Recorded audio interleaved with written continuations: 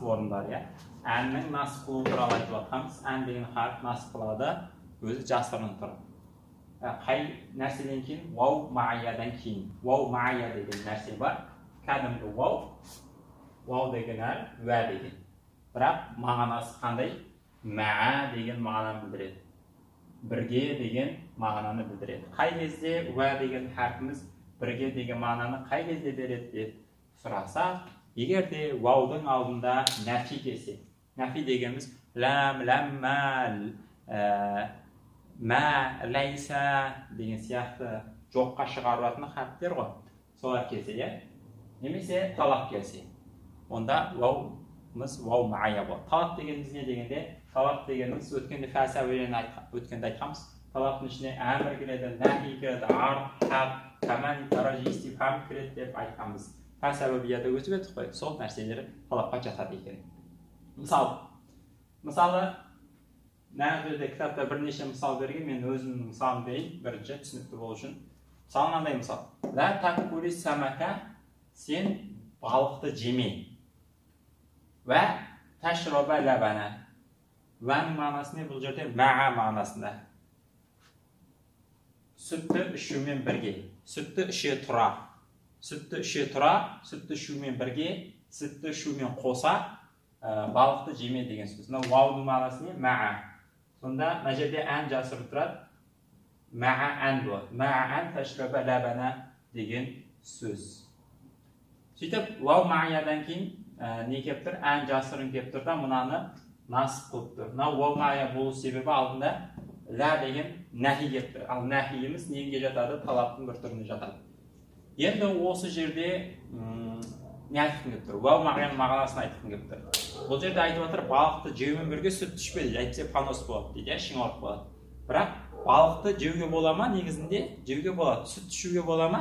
Балықтан бөлек уақытта болады. Жеке-жеке екеуін істеуге болады. Бірақ екеуін не істеме, бірге істеме деп екеуін бірге істеуден тыйым салып жатыр.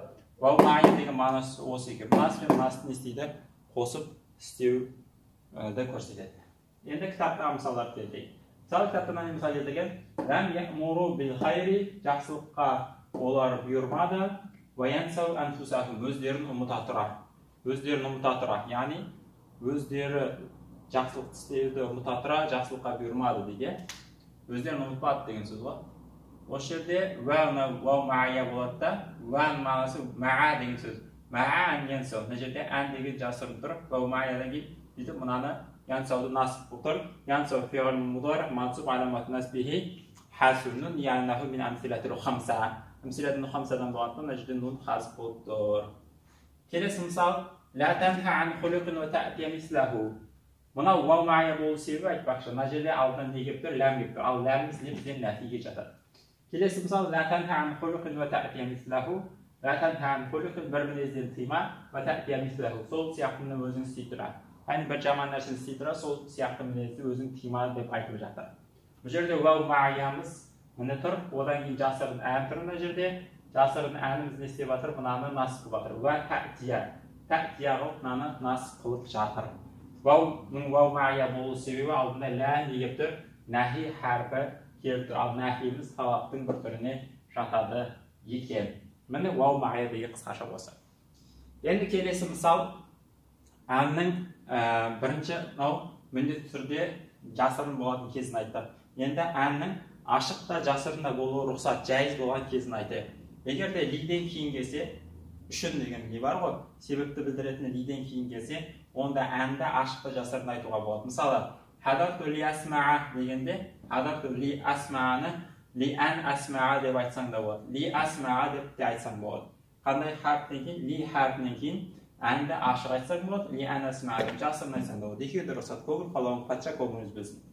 Тек қана егер фиғылдың алдына лә әріпі келсе, лә асмау деген сияқты, онда әнді не істеу керек? Міндетті түрде ашып айту керек болады. Мысалы, хадарту келдім, ли ән лә асмаа. Лә деген нәрсе келсе, мына жерде лә деген харф келсе, фиғылдың алдына лә келсе, онда оның алдында әнді ашып айту бізге не болады? Міндетті болады. Жасырын айтамайсың. Ли лә асмаа деп айтамайсың. Ли ән ла асмаа. Бірақ ли ан деген кезде нун ләмге кіріп кетеді, сөйтіп ли алла асмаа болып кетеді. Ли алла нун ләмге идғамдалып кетеді. Ли алла ясмаа. Хадарту ли алла ясмаа асмаа. Қалай сонда? Естімеу үшін келдім, иә?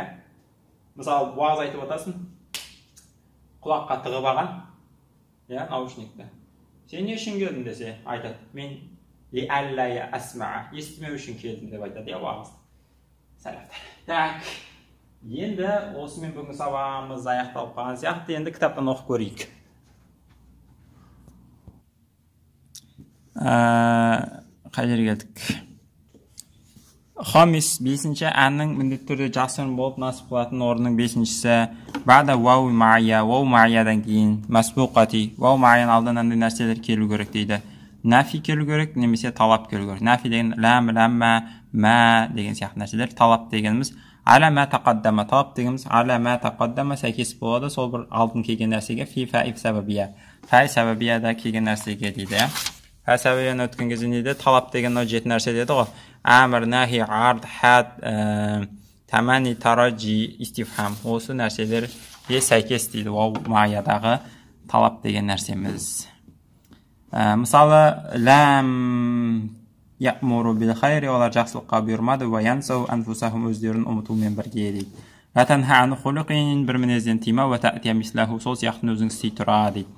Ва яджузу хасф ан ва исбатуха, әнді жасырын айтуда, оны бекем қып, яғни ашық айтуда міндет рұқсат болады. Бада ләми ta'lil, ләм ta'lilден кейін себепті білдіретін ләмнен кейін. Мысалы, хадарту ли асмаа, тыңдау үшін келдім. Ау ли ан асмаа, немесе тыңдау үшін келдім. Әнді ашып та жасырын айтасың. Мә, сол бір уақытта рұқсат болады. Ләм яқтарин фи'лу била, егер фиғыл ләмен қосақталмай кесе. Ва илля, егер олай болмаса, яғни фиғыл ләммен қосақталып кесе, вәжаба исхаруха, оны ашық айту міндетті болады. Яғни әнді ашық айту міндетті болады. Мысалы, ли алла я'лама ахлул китаб, кітап иелері білуі үшін, білмеу үшін деп тұр мына жерде, бірақ бұл жерде лә, бірақ не болады, зайда болады, мағынасында білу үшін деген. Хадис сүресі ма? Хадис сүресі. Ли алла я'лама ахлул китаби алла яқдируна аля шайин мин фадлиллахи ва аннал фадла биядиллахи ю'тиhi ма яша валлаху зул фадлил азим.